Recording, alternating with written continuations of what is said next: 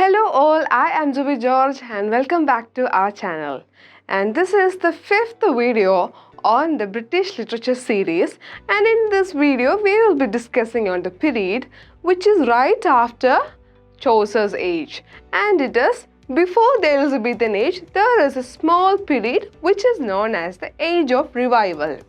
And this Age of Revival is followed by the Golden Age of English literature, which is the Elizabethan age. We must know of the Age of Revival before getting into the Golden Age, that is the Elizabethan age, because in this Age of Revival, it is considered to be as a period of preparation, a preparation for a great period to follow. And in this period, there were not much literary productions during this period except some great works.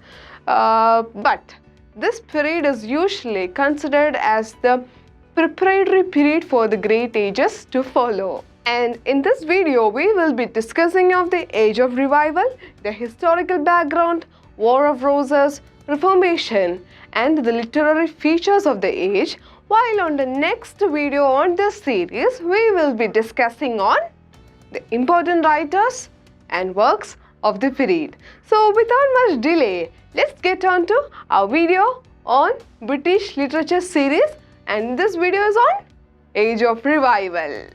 First of all, let's talk about the historical background of the age.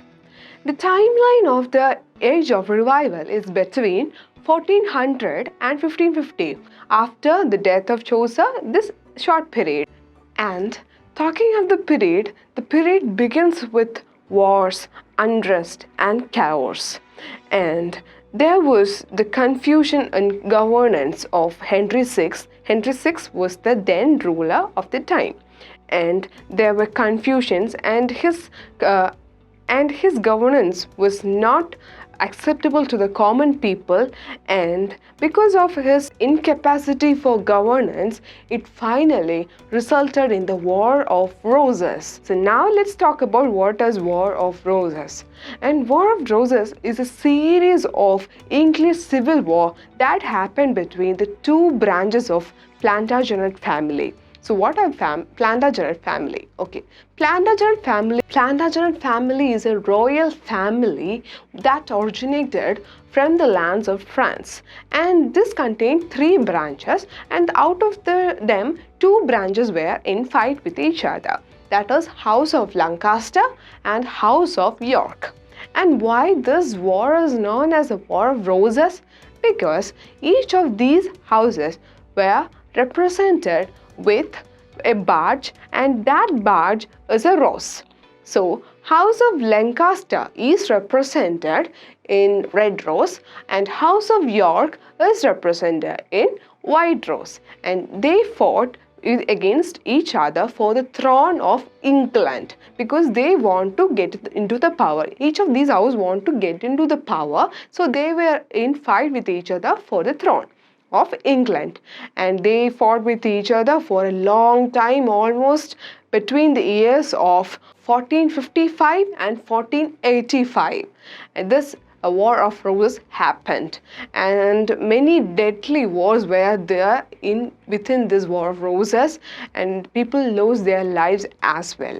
And finally, this war was put an end by the killing of Richard III by Henry VII, or Henry the Tudor. And Henry Tudor put an end to this war, and he was already belonging to the House of Lancaster, and he put an end to this war by marrying Elizabeth of the House of York. And thus this marriage united the two families, and the Tudor dynasty established its rule on England, and both the houses become happy because Henry of Lancaster and Elizabeth of York, they united, and the Tudor dynasty established, and the later years the lineage continues from both the houses, and both these families united with each other, and this war ends there. And the literary significance of this war is that series of wars was later influenced by Shakespeare and George R. R. Martin for the production of their literary masterpieces. And do you know the famous television series which is The Game of Thrones also got influenced or inspired from this War of the Roses. Now let's discuss about Age of the Kings and Henry VII. During Henry VII's time, the early Renaissance has its beginning, and he sent many scholars to Italy and Greek to bring many classical literary works to England and to publish them. And Henry VII is then succeeded by his son Henry VIII.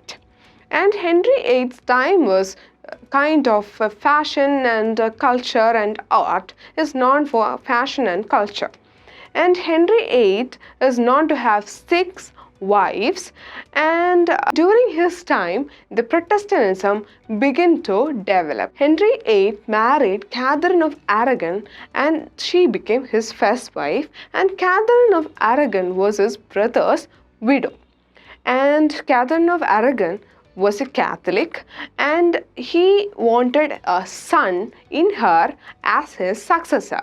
But she cannot give him a son.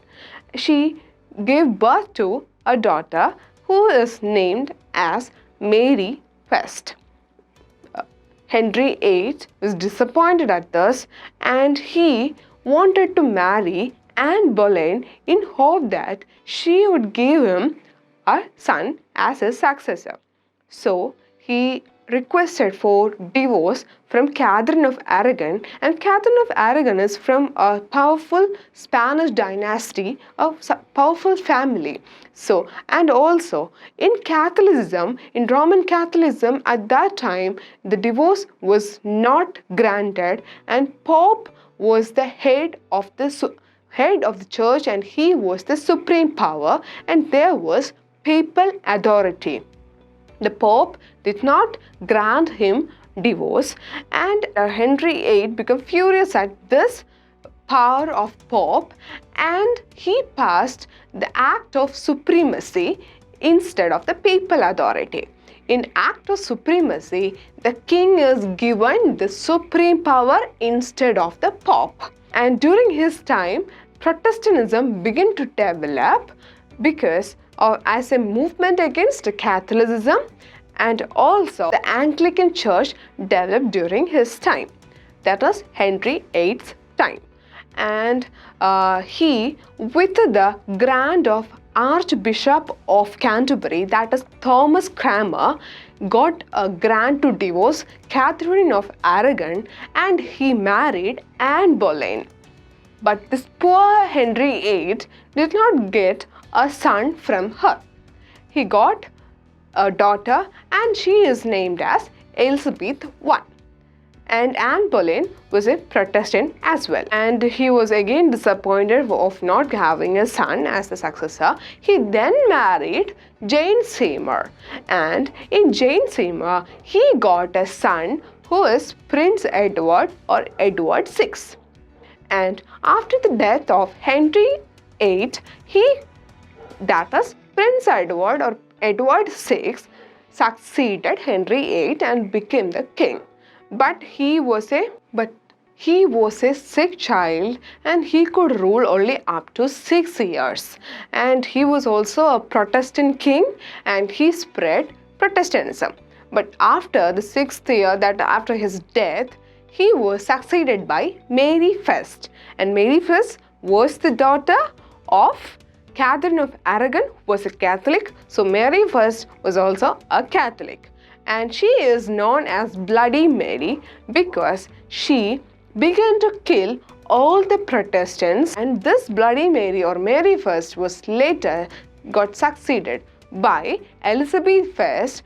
And from this period starts the golden age of English literature, and it is the Elizabethan age, which we will be discussing on the coming video. So stay tuned to our channel. And now let's discuss the next major event during the age of revival. And it is the establishment of the first printing press in England, and it was by William Caxton in 1476 at Westminster in England, and with the establishment of printing press, many newer development happened in the literary side of the age. Now let's see why the period is known as the Age of Revival. Okay, after all these wars and chaos and political unrest in England, there arose a time in England where people started to give importance to learning. So there was a time of enlightenment of mind, and this is also known as the rebirth in intellectual movement. And this movement was already began to establish at places abroad England, and this wave of Renaissance, and this is known as Renaissance, and this wave of Renaissance began to come into England as well. So there begins the early time of Renaissance, and it is also known as rebirth. Renaissance already developed in Italy during the 14th century, and it reached England very time later, and this period has the beginnings of Renaissance, especially during the time of Henry VII. So the next movement next important movement that happened during the time was Reformation. So what does if Renaissance is considered to be as a intellectual movement, Reformation is considered to be a religious revolution of the time. And its early years of 16th century, especially during 1517. And in Reformation, it reformed the Catholic Church, and the Protestants begins to develop. And the greatest leaders of Reformation were Martin Luther, who was a monk, a German monk, and he started this Reformation. In Switzerland, this Reformation movement was by John Calvin, and the followers of Calvin are known as and the Christianity of the time include the Catholics and the Protestants. And the Protestantism or the Protestants, they begin to challenge the papal authority. They begin to challenge many ideas of the Catholic. Martin Luther wanted the common man to read the Bible, interpret the Bible, and understand the meaning of Bible by themselves, rather than blindly believing whatever the church or the Pope says to them. The establishment of printing press also paved way for this. Until now, I hope that you understand the major events and the historical background of the Age of Revival. Let's move on to the literary features of the age. So the first feature is the development of drama. And another important feature was also the development of the English Bible. With the establishment of the printing press, Bible was also printed in vernaculars, and so that the common man can read and interpret the meanings without blindly believing whatever the church. Even though the period, in accordance to its length, doesn't have much greater literary productions, there are important writers and literary works in the period, especially writers like Thomas Occleve, Thomas More, William Dunbar, Gawain Douglas, etc., and along with other literary productions of the time. So in next video we will be discussing on each of these writers and their important works, especially produced during the Age of Revival. So I hope that this video helped you. Thank you for watching, and bye.